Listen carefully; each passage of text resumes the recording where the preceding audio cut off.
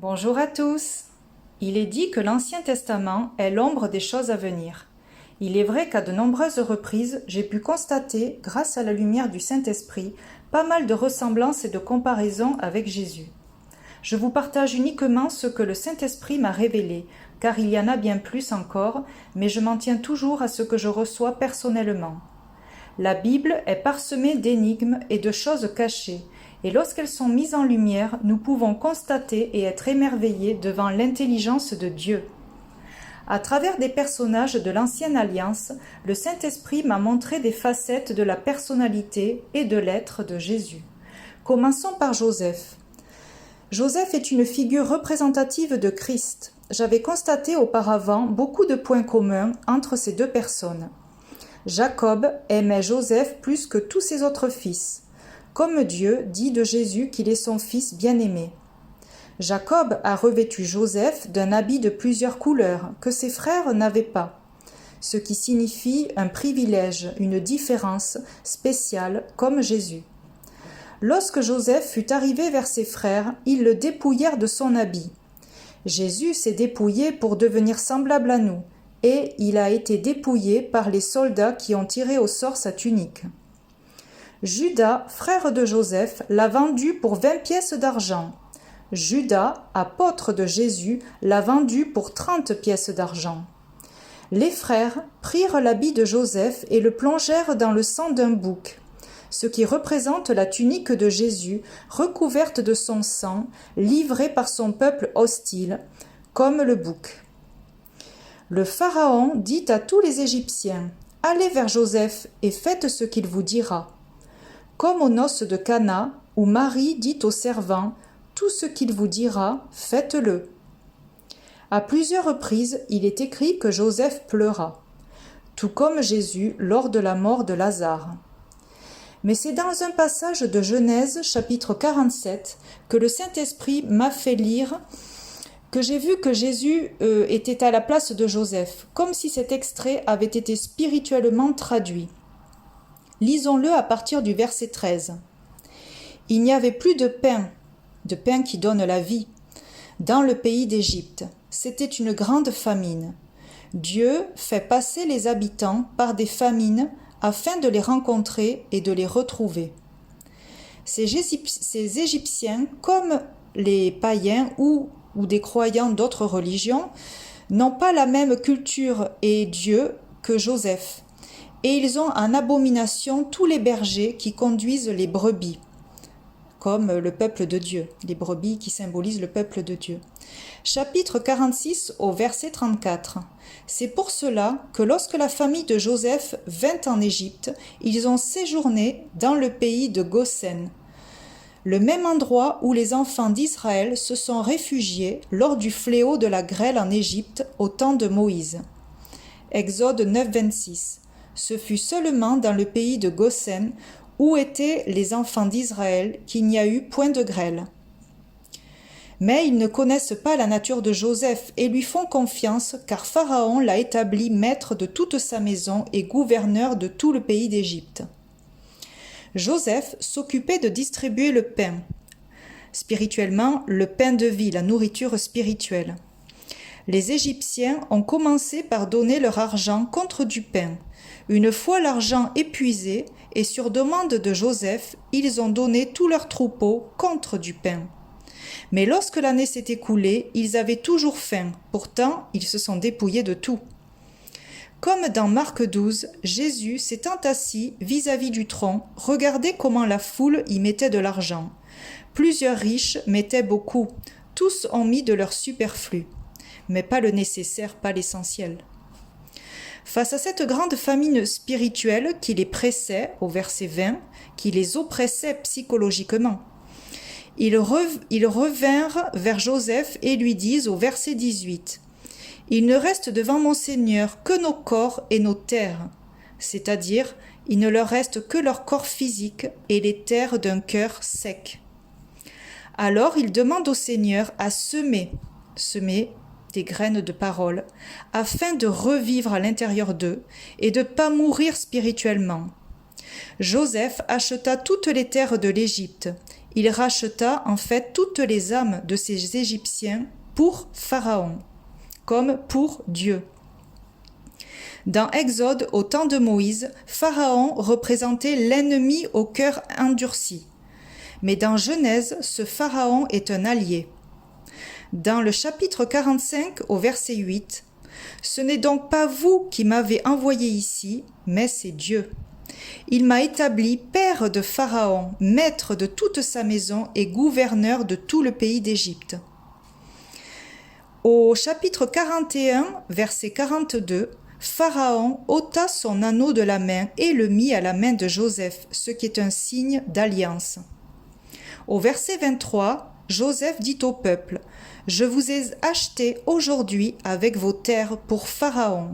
Voici pour vous de la semence et vous pourrez ensemencer le sol. » Tout comme Joseph, Jésus a aussi été envoyé par son Père dans Jean 8, 42. « Je ne suis pas venu de moi-même, mais c'est au contraire lui qui m'a envoyé. » Nous sommes rachetés par le sang de Jésus et nous lui appartenons totalement dans tous les domaines.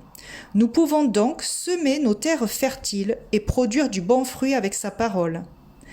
Au verset 24, « À la récolte, vous donnerez 1/5 à Pharaon et vous aurez les 4 autres parties pour ensemencer les champs et pour vous nourrir avec vos enfants et ceux qui sont dans vos maisons. » C'est une sorte de dîme sur ce que nous produisons. Dieu possède toutes les terres de notre cœur, mais il demande 1/5 de nos récoltes et le reste pour ceux autour de nous. Nous ne parlons pas d'argent, mais de fruits produits par les graines de la parole ensemencées dans nos cœurs. Au verset 25, « Tu nous sauves la vie, comme Jésus sauve nos âmes. Que nous trouvions grâce aux yeux de mon Seigneur et nous serons esclaves de Pharaon, comme dans Romains 6, 22, étant affranchi du péché et devenu esclave de Dieu. Un esclave libre, car là où est l'esprit, là est la liberté. » Ce chapitre nous permet de comprendre que non seulement Dieu veut notre cœur, notre corps, notre âme et notre esprit, mais il veut également tous les domaines de notre vie.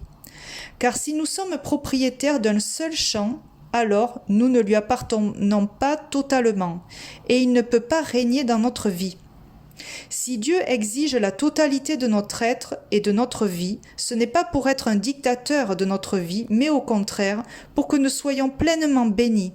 Car voici le passage qui l'explique. Genèse, chapitre 39, versets 5 et 6.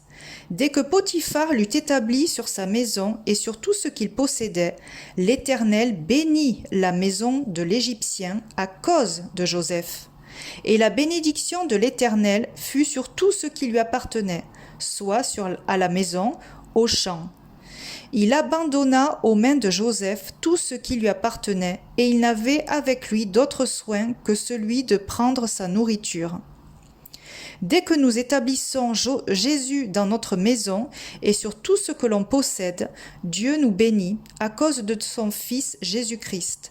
La bénédiction de Dieu est dans tous les domaines de notre vie si nous nous abandonnons à Jésus et que nous n'avons rien d'autre à faire qu'à nous nourrir de lui.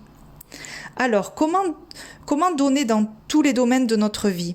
En fait, en lâchant prise et en faisant confiance à Dieu. Maintenant, passons à Daniel. Au chapitre 6 de l'histoire de Daniel, quand il se trouve dans la fosse aux lions, cela retrace beaucoup de similitudes avec les évangiles lorsque Jésus est face à Caïphe après son arrestation jusqu'au sépulcre. Au chapitre 6, verset 4 de Daniel, les chefs et les satrapes cherchèrent une occasion d'accuser Daniel en ce qui concernait les affaires du royaume, tout comme les pharisiens cherchaient une occasion de chute pour Jésus. Exemple dans Matthieu 16, verset 1. Les pharisiens et les sadducéens abordèrent Jésus pour l'éprouver. Au verset 3, Daniel surpassait tous les chefs et les satrapes parce qu'il avait en lui un esprit supérieur. Et dans Luc 4, 14, Jésus, revêtu de la puissance de l'esprit. Et la répartie, les miracles et les prodiges de Jésus agaçaient et réveillaient la jalousie dans les cœurs. Mais pour Daniel, au verset 4, il ne put retrouver une occasion, ni aucune chose à reprendre, parce qu'il était fidèle, et qu'on n'apercevait chez lui ni faute, ni rien de mauvais. Et ces hommes dirent, nous ne trouverons aucune occasion contre ce Daniel, à moins que nous n'en trouvions dans une dans la loi de son Dieu. Pour Jésus, dans Matthieu 26, verset 59, les principaux sacrificateurs et tout le Sanhédrin cherchaient quelques faux témoignages contre Jésus suffisants pour le faire mourir.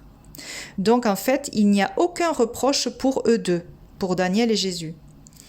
À ce moment de l'histoire de Daniel, c'est le roi Darius, fils du roi Assuérus et Esther, qui est au pouvoir et qui a compassion de Daniel.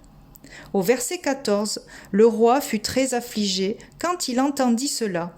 Il prit à cœur de délivrer Daniel et jusqu'au coucher du soleil, il s'efforça de le sauver.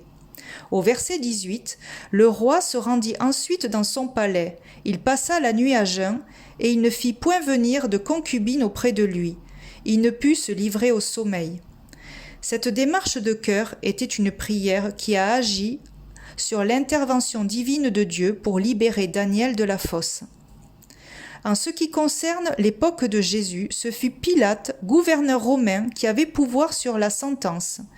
Il n'éprouvait pas d'affection pour Jésus, mais le savait innocent et a voulu l'épargner, mais face au tumulte du peuple, il a cédé. Dans Luc 23.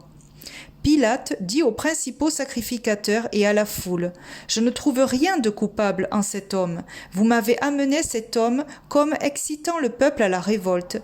Et voici, je l'ai interrogé devant vous, et je ne l'ai trouvé coupable d'aucune des choses dont vous l'accusez. Hérode non plus, car il nous l'a envoyé, et voici cet homme n'a rien fait qui soit digne de mort.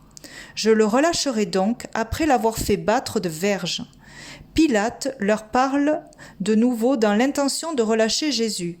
Pilate leur dit pour la 3e fois, « Quel mal a-t-il fait ? Je n'ai rien trouvé dans lui qui mérite la mort. Je le relâcherai donc. » Après l'avoir fait battre de verges, mais ils insistèrent à grands cris, demandant qu'il fût crucifié. Et leurs cris l'emportèrent. Pilate prononça que ce qu'ils demandaient serait fait. Et dans cette dernière partie de Daniel, la fosse aux lions est le tombeau scellé par une pierre. Dans Daniel verset 17, on apporta une pierre et on la mit sur l'ouverture de la fosse. Le roi la scella de son anneau et de l'anneau de ses grands, afin que rien ne fût changé à l'égard de Daniel. Dans Matthieu 27, verset 66, les gardes s'en allèrent et s'assurèrent du sépulcre au moyen de la garde, après avoir scellé la pierre. La fosse fait référence également au tombeau de Jésus, tout comme la grotte de Lazare avec une pierre placée devant. Et lorsque Daniel en fut sorti, le roi ordonna que les hommes qui avaient accusé Daniel fussent amenés et jetés dans la fosse aux lions, eux, leurs enfants et leurs femmes. Et une fois Jésus livré, le peuple répondit « Que son sang retombe sur nous et nos enfants ». Passons maintenant à Jérémie.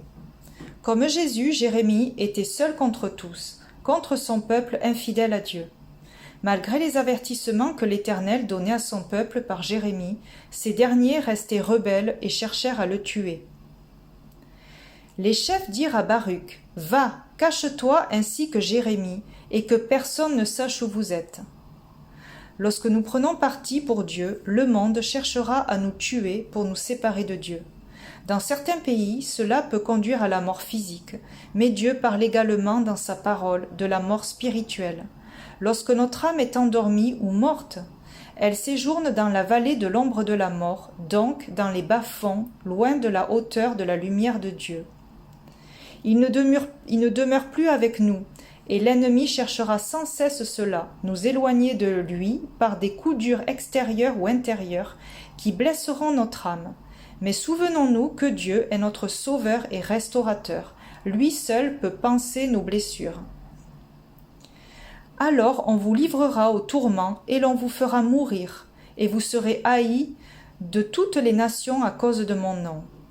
Prenez garde à vous-même, on vous livrera aux tribunaux, et vous serez battus de verges dans les synagogues.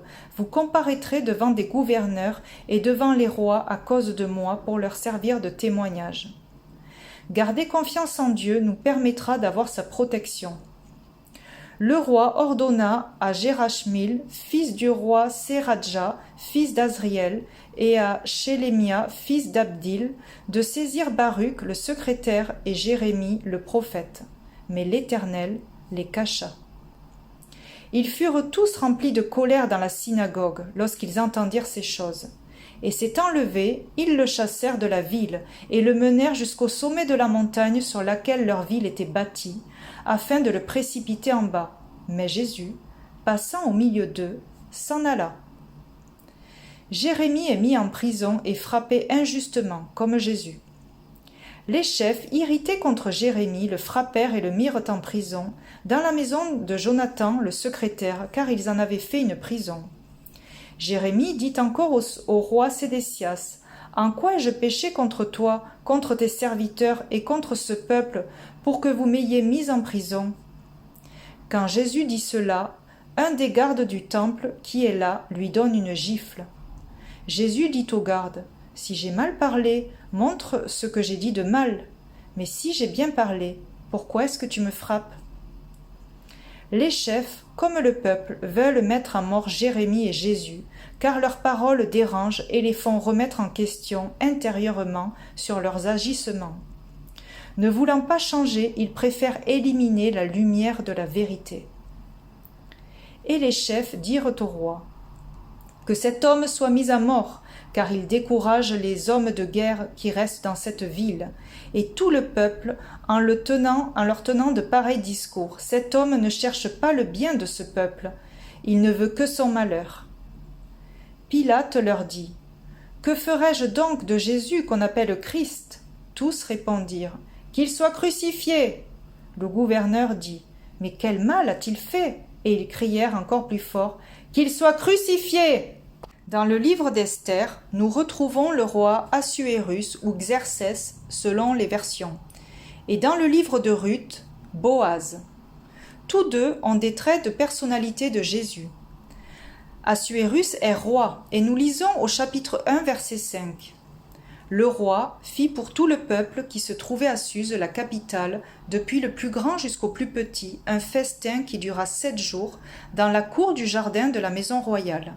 Ce festin fait penser aux noces de l'agneau, où sont réunis tout le peuple de Dieu, du plus grand au plus petit. Chez les Juifs, le mariage dure également 7 jours. Au versets 7 et 8, nous retrouvons « On servait à boire dans les vases d'or de différentes espèces, et il y avait abondance de vin royal grâce à la libéralité du roi. Mais on ne forçait personne à boire, car le roi avait ordonné à tous les gens de sa maison de se conformer à la volonté de chacun. Jésus est généreux, mais il ne force personne à boire son vin royal, qui représente le Saint-Esprit. Car l'amour ne se force pas, et pour faire déborder son vase du Saint-Esprit, il faut le désirer ardemment. Plus nous buvons de son vin, plus nous tombons amoureux de Dieu, et nous le voyons au verset suivant. Le 7e jour, comme le cœur du roi était réjoui par le vin, il ordonna aux 7 eunuques d'amener en sa présence la reine Vashti avec la couronne royale pour montrer sa beauté au peuple et aux grands, car elle était belle de figure. Jésus est fou amoureux et Jésus est fier de montrer son épouse aux yeux de tous. Pour devenir son épouse, il faut se préparer avec l'aide de son esprit, tout comme Esther l'a fait durant 12 mois avec l'aide d'Égaï, l'eunuque du roi chargé de s'occuper des jeunes filles, avant qu'elles ne se présentent devant la face du roi. Dans Ruth, Boz également fait penser à Jésus. Après avoir mangé et bu comme Assuérus, son cœur était joyeux au chapitre 3, verset 7. Il fut touché par la persévérance de Ruth lorsqu'elle cherchait tôt le matin à glaner et lorsqu'elle s'est couchée à ses pieds. Cette soumission a fait d'elle sa femme. Jésus rachète l'âme de Ruth ainsi que toute la famille de Naomi, même celle des défunts, pour que personne ne soit retranché. Il y a d'autres détails comme les 3 jours de Jonas passés dans le ventre du poisson et les 3 jours de Jésus passés dans le sépulcre. Ou dans ce passage de Josué qui rappelle Jésus sur la croix et enseveli le jour même dans un tombeau avec une pierre roulée devant l'entrée. Après cela, Josué les frappa et les fit mourir. Il les pendit à 5 arbres et ils restèrent pendus aux arbres jusqu'au soir. Vers le coucher du soleil, Josué ordonna qu'on les descende des arbres, ce qui représente aussi le bois et la croix, et on les jeta dans la caverne où ils s'étaient cachés, et l'on mit à l'entrée de la caverne une grosse pierre qui y sont demeurées jusqu'à ce jour. Merci Saint-Esprit de nous révéler tes merveilles. À toi l'intelligence, la sagesse et la gloire. Nul autre n'est comme toi. Merci pour ta beauté. Nous t'aimons très fort. Amen.